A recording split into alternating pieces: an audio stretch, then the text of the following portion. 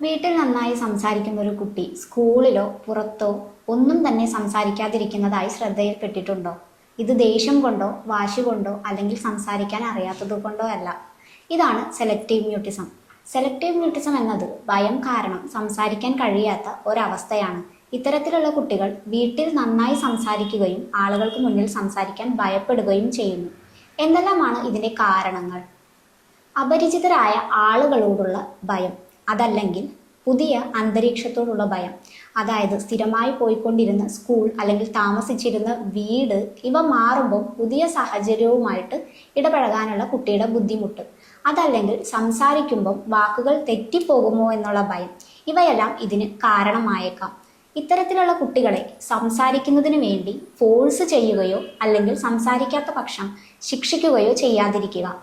പകരം speech therapist, psychologist തുടങ്ങിയവരുടെ സഹായത്തോടു കൂടി കുട്ടിയുടെ സംസാരശേഷി മെച്ചപ്പെടുത്തിയെടുക്കാവുന്നതാണ്.